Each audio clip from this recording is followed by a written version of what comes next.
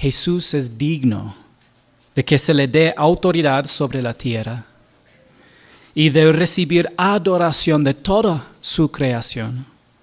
Él también es digno de tener preeminencia en nuestras vidas. Recientemente se estrenó una nueva película que explora el tema de la vida después de la muerte.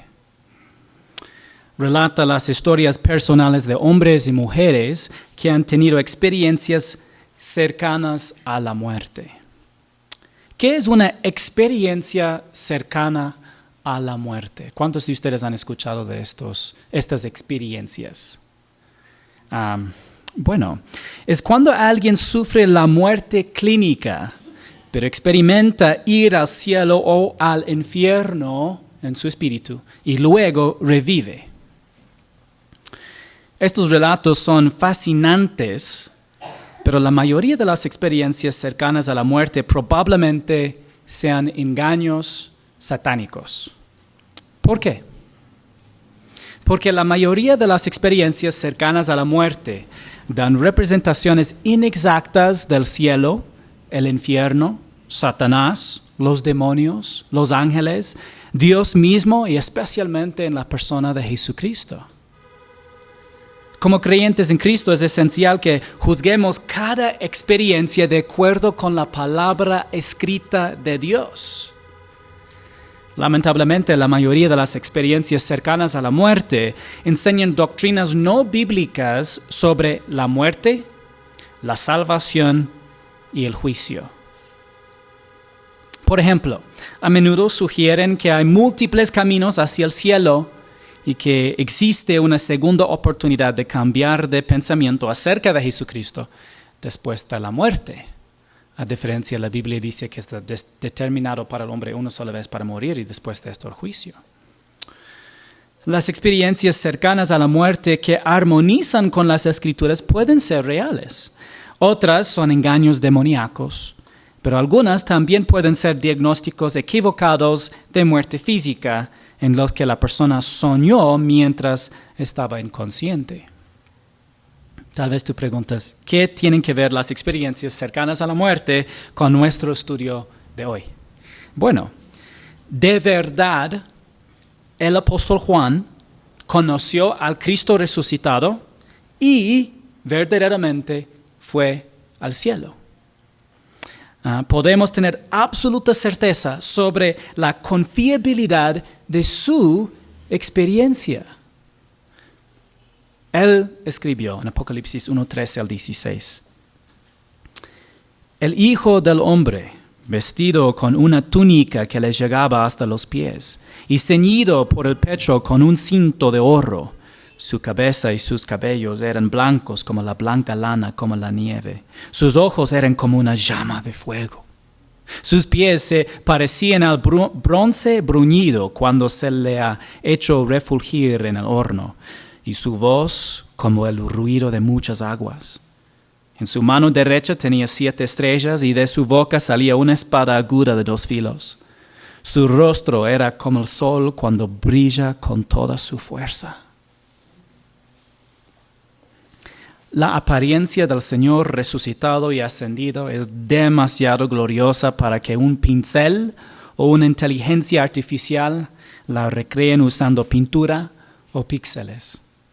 En lugar de estar envuelto por olas de amor, como frecuentemente sucede en las experiencias cercanas a la muerte, Juan se sintió temor al estar en la presencia de un Dios justo y santo. En el libro del Apocalipsis también podemos descubrir finalmente la respuesta a la pregunta, ¿cómo es el cielo?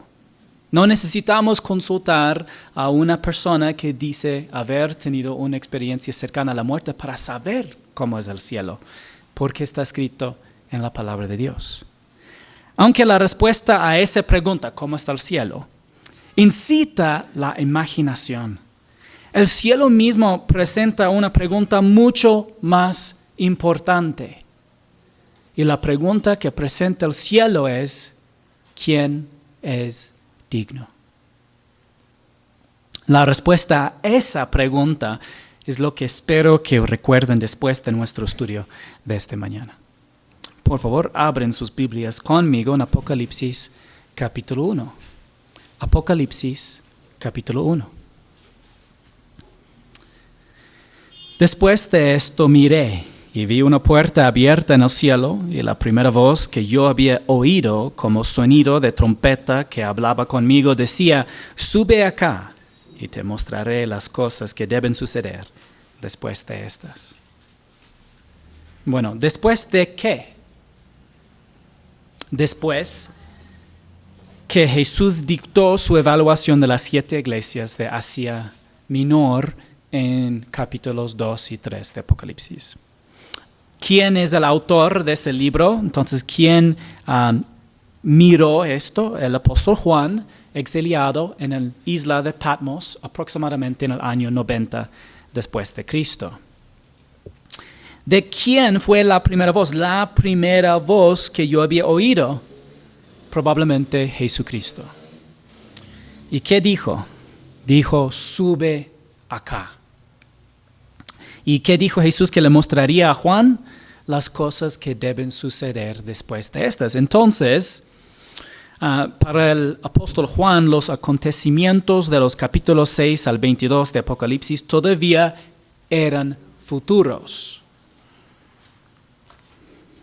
Todavía eran futuros. En el capítulo 1, Juan fue transportado en su espíritu humano al futuro día profético del Señor. Entonces, para imaginar, el apóstol Juan vivió aproximadamente en ese punto, temprano en la iglesia, y él fue llevado en su espíritu humano a ese punto, al comienzo del día profético del Señor. Por lo tanto, Juan vería el futuro día profético del Señor desde el cielo. Este sería su punto desde lo cual podía ver todos los eventos. Al instante estaba yo en el Espíritu. ¿Qué significa que Juan estaba en el Espíritu? Bueno, probablemente se refiere a su espíritu humano. Recuerde que cada vez en tu Biblia hay la palabra espíritu en mayúscula o en minúscula. Era una decisión por los traductores si ellos pensaron que estaba haciendo referencia al espíritu humano, un espíritu en el sentido de pensamiento o actitud, o si está hablando del Espíritu Santo. En este caso es más probable que está hablando del espíritu humano, porque vemos el mismo uso en capítulo 1. Y vi un trono colocado en el cielo y a uno sentado en el trono. ¿Qué fue lo primero que vio Juan en el cielo? El Padre, sentado en su trono. El que estaba sentado era de aspecto semejante a una piedra de jaspe y sardio, y alrededor del trono había un arco iris de aspecto semejante a la esmeralda. Una cosa importante de recordar es que el Señor Jesús dijo que Dios es espíritu. En Juan 4:24, Dios es espíritu y los que lo adoran deben adorar en espíritu y en verdad, o de forma verdaderamente espiritual. Por lo tanto, siempre que Dios es visible, se está manifestando para que su creación pueda disfrutar de una relación con Él o tener contacto personal con Él. El profeta Daniel también vio una manifestación visible del Padre en Daniel capítulo 7, versículo 13. Seguí mirando en las visiones nocturnas y en las nubes del cielo venía uno como un hijo del hombre. ¿A quién hace referencia eso? Jesucristo, que se dirigió al anciano de días. ¿Y a quién crees que esto hace referencia? Al Padre. Y fue presentado ante Él. Entonces, ¿por qué las Escrituras dicen que nadie ha visto a Dios? Sí, vemos bastantes personas en las Sagradas Escrituras que vieron a Dios, tanto en el Antiguo como también en el Nuevo Testamento. Dice en Juan 1:18, nadie ha visto jamás a Dios. El unigénito Dios que está en el seno del Padre, Él lo ha dado a conocer. Nadie ha visto jamás a Dios en su esencia espiritual, en su esencia divina, espiritual descubierta, es decir, de ver la plena deidad en su esencia, que es infinito y trascendente, jamás algún hombre ha visto. Y realmente esto tiene absoluta lógica. ¿Tú crees que tú podías ver todo el universo en un momento? No, el universo no es infinito. El universo es parte de la creación. Dios es aún más infinito que la creación. Solamente para intentar por un momento imaginar qué tan imposible fuera para que el hombre podía ver a Dios como un espíritu omnisciente, omnipresente, omnipotente, infinito y trascendente. De ver la esencia divina de Dios mataría al hombre pecador por la infinita también santidad de Dios. Sin embargo, podemos conocer el carácter de Dios a través del Hijo, que se hizo hombre y vivió entre nosotros durante aproximadamente 33 años. Jesucristo, el unigénito Dios, él todavía también es Dios, pero Él ha dado a conocer a toda la deidad, al Padre, al Hijo, al Espíritu Santo, pero específicamente conocemos cómo es su personalidad, cómo es su carácter mediante Jesús. Era de aspecto el Padre, era semejante a una piedra de jaspe y sardio.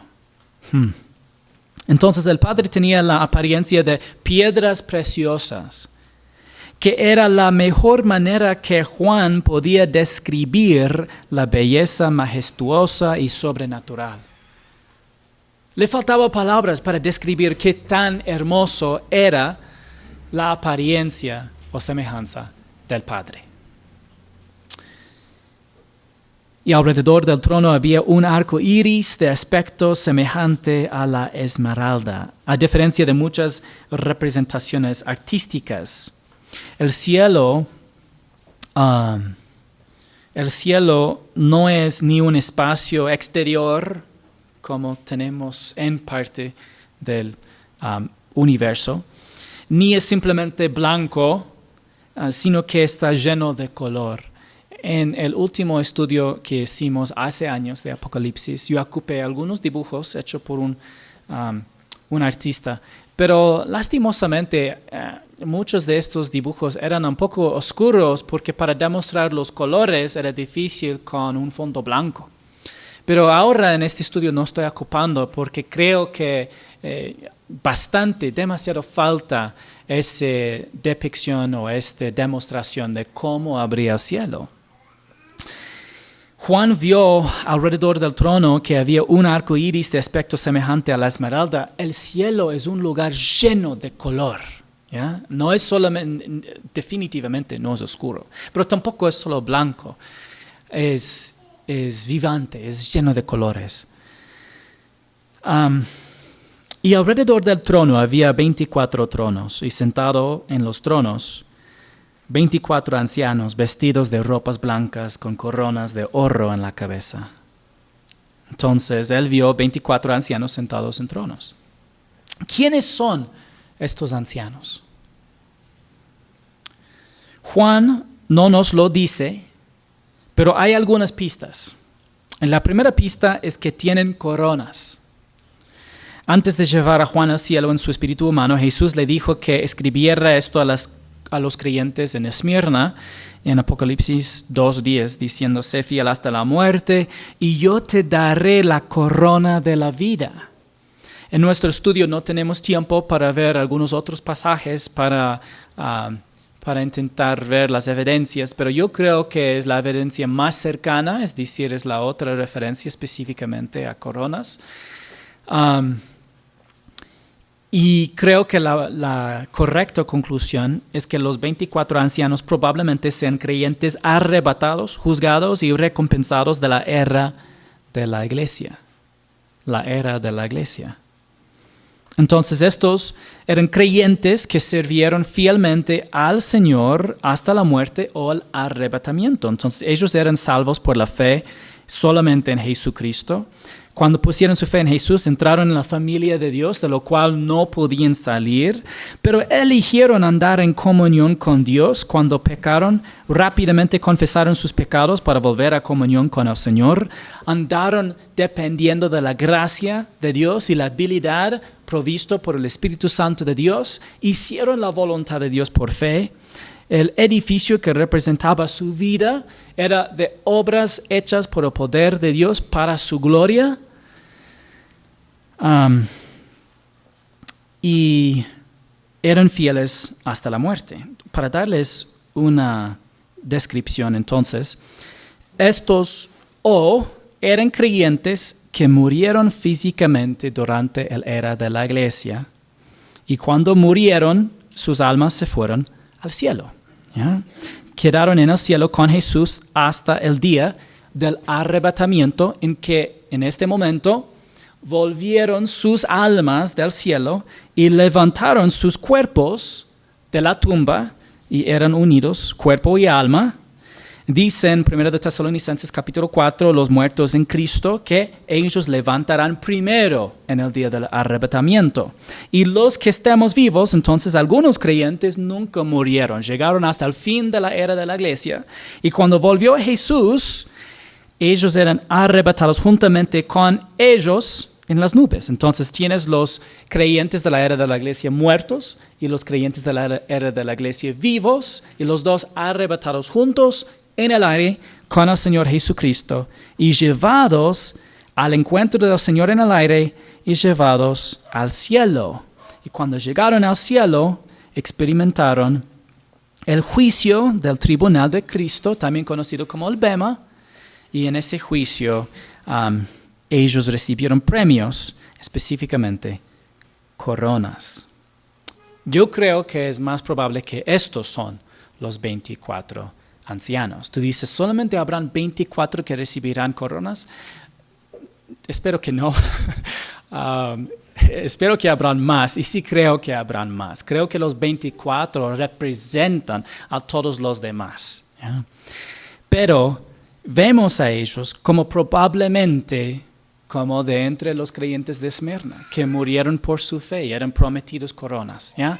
Pero viendo estos 24 también nos recuerdan que no todos van a recibir coronas. Hay algunos que van a vivir fielmente hasta la muerte, y solamente los que terminen bien en su vida espiritual son los que van a recibir esa recompensa. Ir al cielo es un regalo, no una recompensa. Pero la corona, autoridad y otros premios son recompensas, y es como resultado de las cosas que Dios había hecho mediante nosotros durante nuestra vida en la tierra. Bueno, esta interpretación tiene sentido porque el arrebatamiento ocurre antes del día del Señor. Entonces tiene razón que Juan podía ver en el comienzo del día del Señor ya algunos miembros de la era de la iglesia ya resucitados, juzgados y recompensados en el cielo. Ahora, del trono salían relámpagos, voces y truenos. Delante del trono había 7 lámparas de fuego ardiendo, que son los 7 espíritus de Dios. Bueno, entonces, aquí los relámpagos, voces y truenos eran demostraciones visibles y audibles del poder de Dios. ¿Cuáles son las 7 lámparas de fuego ardiendo? Dice en el pasaje los 7 espíritus de Dios. ¿Y cuáles son los 7 espíritus de Dios? Ya vimos en nuestro estudio anterior, los 7 espíritus de Dios son probablemente la manifestación visible del Espíritu Santo y su séptuple ministerio. Su séptuple ministerio. Delante del trono había como un mar transparente semejante al cristal, y en medio del trono y alrededor del trono como 4 seres vivientes, llenos de ojos por delante y por detrás. El primer ser viviente era semejante a un león. El segundo ser era semejante a un becerro. El tercer ser tenía el rostro como el de un hombre, y el cuarto ser era semejante a un águila volando. Los 4 seres vivientes, cada uno de ellos con 6 alas, estaban ellos de alrededor. Estaban llenos de ojos alrededor y por dentro, y día y noche no cesaban de decir: Santo, Santo, Santo es el Señor Dios, el Todopoderoso, el que era, el que es y el que ha de venir. Bueno, aquí el mar transparente, semejante al cristal, ¿te hace recordar algo que has leído recientemente en tu lectura bíblica durante el último mes? ¿De qué sería? Bueno, cuando Moisés, Aarón y sus hijos y los 70 ancianos de Israel vieron al Señor en el monte Sinaí, vieron al Dios de Israel y debajo de sus pies había como un embaldosado de zafiro, tan claro como el mismo cielo. Entonces, algo similar ya había visto Moisés y otros creyentes. Juan también vio 4 seres vivientes que probablemente sean ángeles similares a querubines y a serafines. Aquí hay las referencias bíblicas y pueden ir a leer esas referencias bíblicas después. Hay sorprendentes similitudes entre los 4 seres vivientes y los querubines, y algunas similitudes entre ellos y los serafines, pero también hay diferencias significativas. Los profetas Ezequiel y Isaías vivieron 600 y 700 años antes de la visión del apóstol Juan, y sin embargo vemos armonía entre lo que vieron y lo que vio Juan. Como hijos de Dios podemos animarnos a conocer los detalles esenciales sobre el cielo. Y sí, hay misterios sobre el cielo, pero sabemos lo suficiente como para esperarlo con ansias. Sabemos detalles del cielo que incluso también no han cambiado entre los miles de años de la historia humana. ¿Cuál es la principal actividad en el cielo? Y cada vez que los seres vivientes dan gloria, honor y acción de gracias a aquel que está sentado en el trono, al que vive por los siglos de los siglos, los 24 ancianos se postran delante de aquel que está sentado en el trono y adoran a aquel que vive por los siglos de los siglos y echan sus coronas delante del trono diciendo: digno eres, Señor y Dios nuestro, de recibir la gloria y el honor y el poder, porque tú creaste todas las cosas y por tu voluntad existen y fueron creadas. La principal actividad en el cielo es la adoración. Los seres vivientes dan gloria, honor y gracias al Padre. Los 24 ancianos se postran, lo adoran y echan sus coronas delante de Él. Luego dicen algo que deberíamos decir juntos en voz alta como congregación. Por favor. Digno eres, Señor y Dios nuestro, de recibir la gloria y el honor y el poder, porque tú creaste todas las cosas y por tu voluntad existen y fueron creadas. El Padre es digno de adoración porque creó todas las cosas.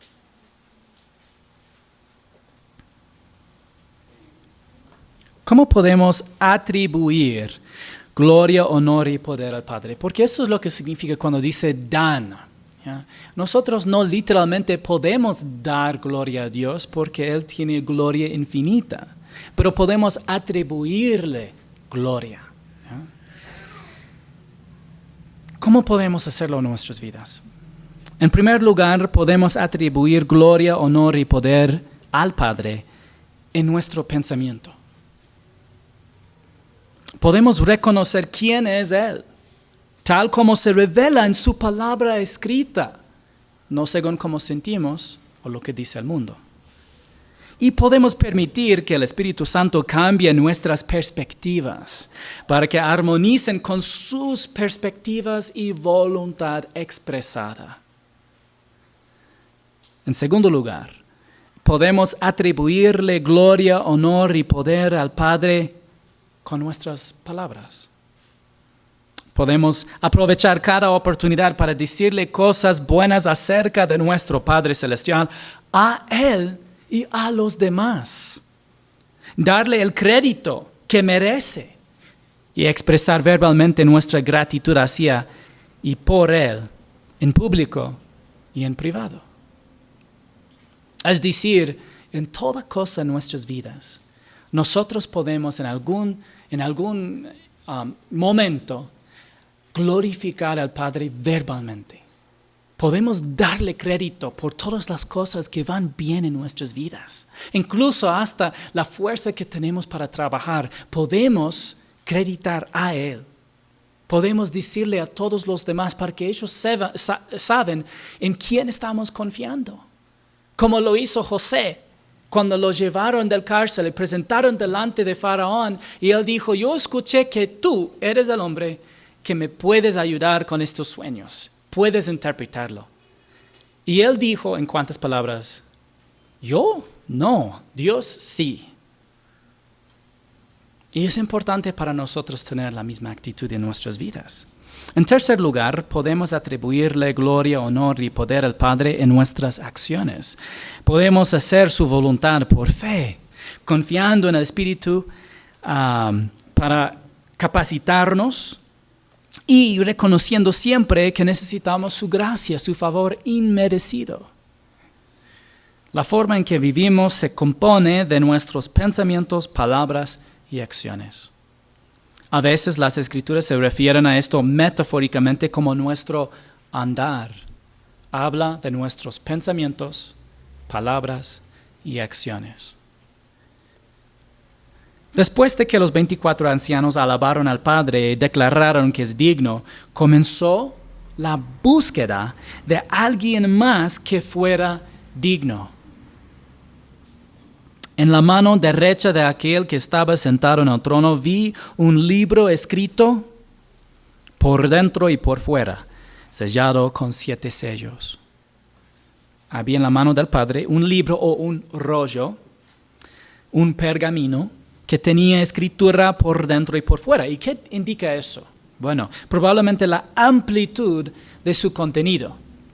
Revela amplia información sobre el plan de Dios, el plan soberano de Dios para el fin de los tiempos y los acontecimientos culminantes de la historia humana.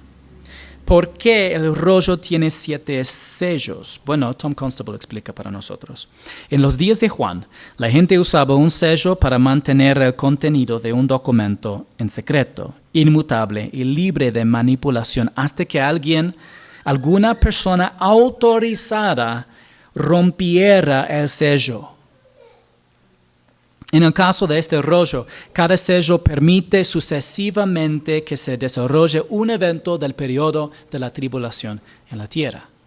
Debido a que los testamentos romanos, un último testamento de vida, cuando tú dejabas tus bienes, por ejemplo, a tus sucesores, fueron sellados 7 veces. Entonces el rollo probablemente también sugiere autoridad sobre la tierra. Algunos pastores han dicho, es la escritura, como tú tienes una escritura de tus terrenos, es la escritura, pero de toda la tierra. Y vi también un ángel poderoso que anunciaba a gran voz, ¿quién es digno de abrir el libro y de desatar sus sellos? Al final del Apocalipsis, hasta el final del Apocalipsis, Juan ve 3 ángeles poderosos. Esto es el primer de los 3 ángeles. Solo para darle una idea de lo que quiso decir con poderoso. El segundo ángel poderoso, vi a otro ángel poderoso que descendía del cielo envuelto en una nube. El arco iris estaba sobre su cabeza, su rostro era como el sol y sus pies como columnas de fuego. Tenía en su mano un librito abierto, puso el pie derecho sobre el mar y el izquierdo sobre la tierra, y gritó a gran voz como ruge un león. Y cuando gritó, los 7 truenos emitieron sus voces. Nos resulta difícil imaginar el grado de poder que poseen estos ángeles. Supera con creces todo lo que hayas visto en películas de superhéroes. Y es ese heraldo angelical que anunciaba algo en lo cual debemos meditar. ¿Quién es digno de abrir el libro y de desatar sus sellos? ¿Somos nosotros dignos? No. Dios originalmente le dio dominio sobre la tierra al hombre. Pero el hombre entregó ese dominio a Satanás. ¿Cómo llegó Satanás a ser el príncipe de este mundo? Originalmente Dios dio dominio directamente a Adán y Eva, porque ellos escucharon la voz de Satanás y siguieron a él en lugar de Dios. Pasó ese dominio a Satanás y Jesús va a retomar ese dominio sí mismo. El hombre no es digno. Mientras Juan miraba, comenzó una búsqueda. Y nadie, ni en el cielo, ni en la tierra, ni debajo de la tierra, podía abrir el libro ni mirar su contenido. Yo, Juan, lloraba mucho porque nadie había sido hallado digno de abrir el libro ni de mirar su contenido. En toda la creación no se encontró nadie que pudiera abrir el libro. Esto nos enseña un principio importante. Hay poderes y autoridad que pertenecen únicamente a Dios. Hermanos, nosotros nunca seremos omniscientes, omnipotentes ni omnipresentes. Y nunca seremos soberanos. Nadie excepto Dios tiene la autoridad para revelar y ejecutar su plan para la historia humana. ¿Por qué Juan lloró mucho? Quería saber la información contenida en el rollo y quería que se cumpliera. Yo sí pensé por un momento leyendo eso. Nosotros estaríamos tan preocupados y tristes por no ver el plan de Dios cumplido. Vamos a ser honestos, muchas veces ni estamos pensando en el plan de Dios. Estamos pensando en nuestros planes y oramos a Dios para que Él cumple nuestros planes. Aunque el Padre Nuestro, que creo que todos ustedes de niñez aprendieron y memorizaron, dice que debería ser la voluntad de ¿quién? Hecho no solamente en el cielo, sino también en la tierra. La voluntad del Padre.